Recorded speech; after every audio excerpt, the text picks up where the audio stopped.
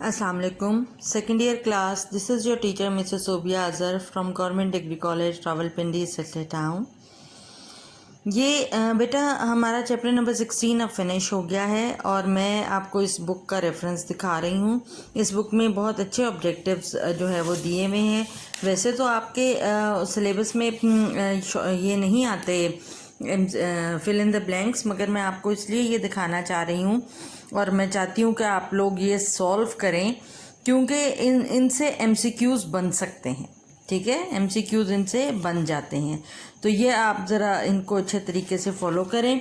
आपने करना ये है बच्चे कि ये जितने हैं मैं इनकी आपको जो है वो फाइल भी एक अलहदा भी सेंड कर दूँगी पिक्चर्स के फॉर्म में भी आपको सेंड कर दूँगी, मगर मैं ये चाहती हूँ कि आप इसको पहले देख लें, ताकि अगर आपको उसमें से कोई चीज़ क्लियर ना हो तो उसको आप यहाँ से कोरिलेट कर सकें।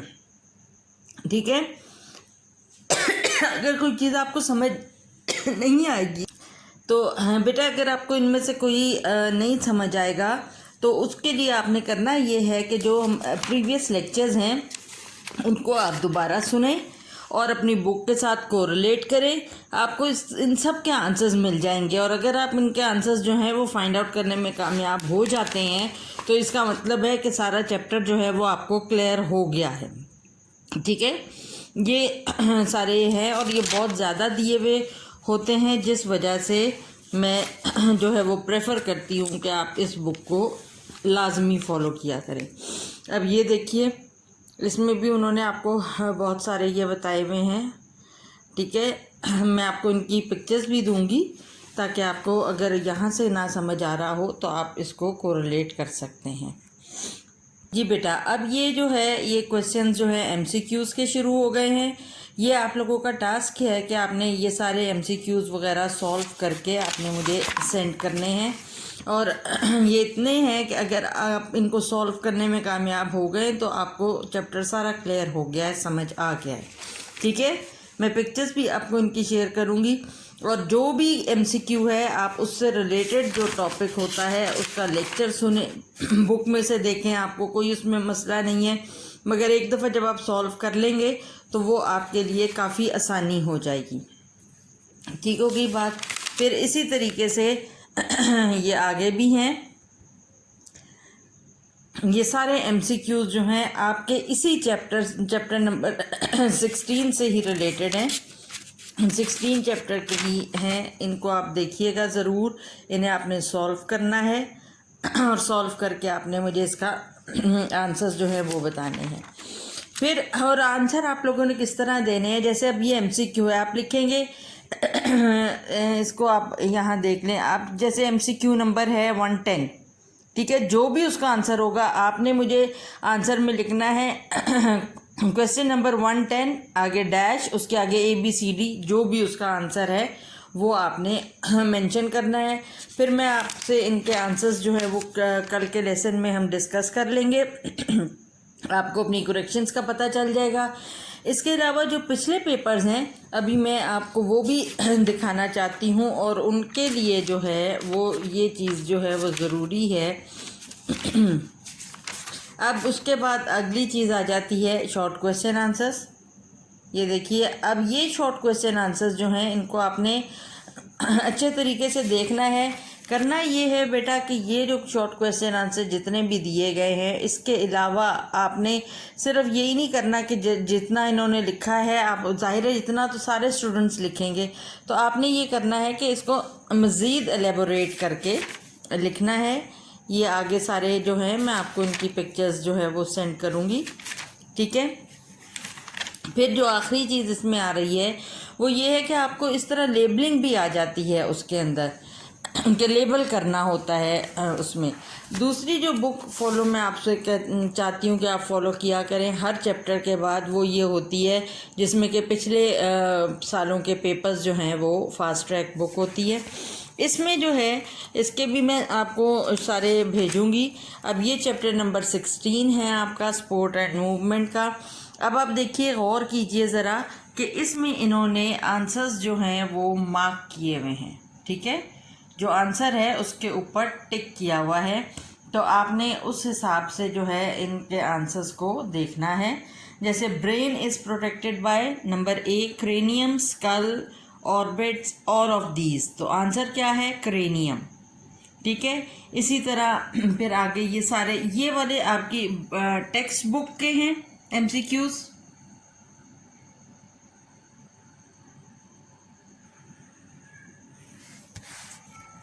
उसके बाद देखिए कि ये जो हैं ये एमसीक्यूज जो हैं ये आपके उन्होंने दिए हुए 2015 से 2018 तक के जो क्वेश्चन पेपर्स में आते रहे हैं पंजाब बोर्ड में, वो दिए हुए हैं और इनकी ये सॉल्व्ड हैं,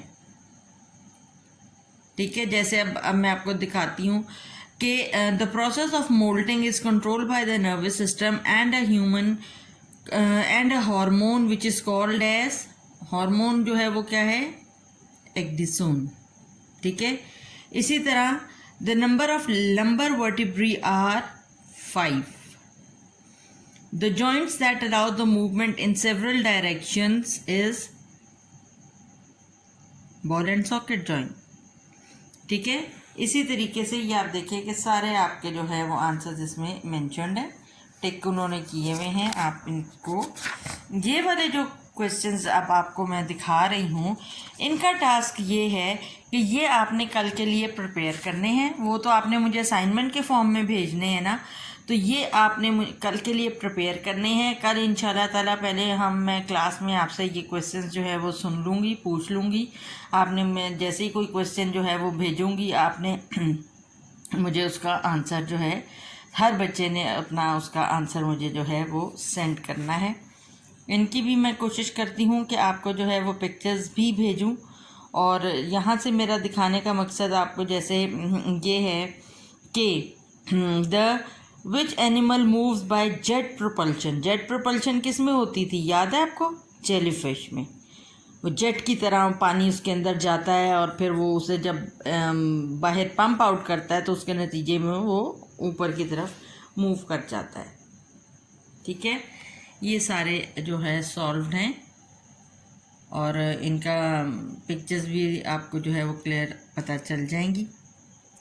फिर इसमें एक बुक में ये भी बात है कि इसमें जो है 2019 यानी जो लास्ट साल होता है उसके एमसीक्यूज अलहदा से दिए हुए होते हैं, ठीक है। ये देखिए ये सारे जो है वो एमसीक्यूज उन्होंने मेंशन किए हुए हैं। फिर आपके पास जो है वो शॉर्ट क्वेश्चन आंसर्स आ जाते हैं।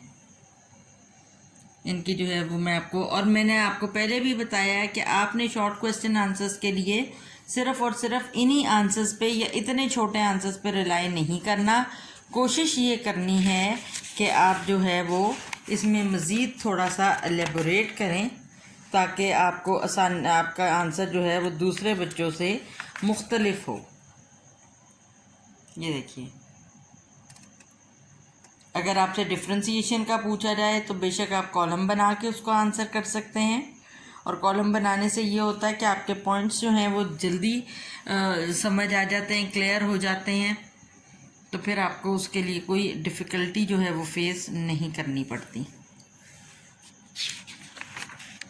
इन सब के मैं आपको अभी जो है पिक्चर्स भी सेंड कर देती हूँ। तो आई होप सेकेंड ईयर के आपको जो है ये चैप्टर काफ़ी समझ आ गया है। अगर देन इवन आप लोगों को कोई प्रॉब्लम है, ये देखिए शॉर्ट क्वेश्चन आंसर्स 2019 के पेपर में जो उनसे आए थे इस चैप्टर से रिलेटेड मुख्तलिफ बोर्ड में, तो ये उन्होंने वो वाले आपको सारे बताए हुए। और बाकायदा आप गौर करें कि आगे मेंशन किया हुआ होता है। ये देखिए इसमें आपको साफ जो है वो बता रहे हैं कि ये फैसलाबाद, सरगोदा, डीजी खान, बहावलपुर, मुल्तान, ये इन सारे बोर्ड्स में आया है और किस किस साल में आया है, ठीक है। इसी तरीके से जो है आपके बाकी भी क्वेश्चंस जो हैं वो जिस जिस बोर्ड में आए हुए होते हैं उस बोर्ड का आगे उन्होंने मेंशन किया हुआ होता है कि ये कौन से बोर्ड में जो है वो सवाल आया है और किस साल में आया है। ये अब आप नेक्स्ट देख लीजिए।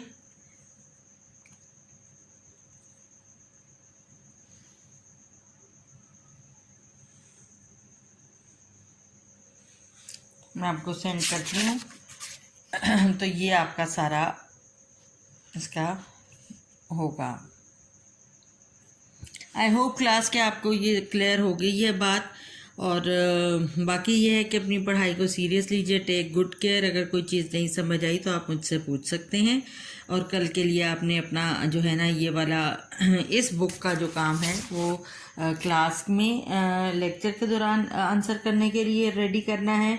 और इस बुक के जो MCQs मैं आपको सेंड करूँगी वो आपने मुझे नेक्स्ट मंडे तक जो है सेंड करने हैं जीमेल में।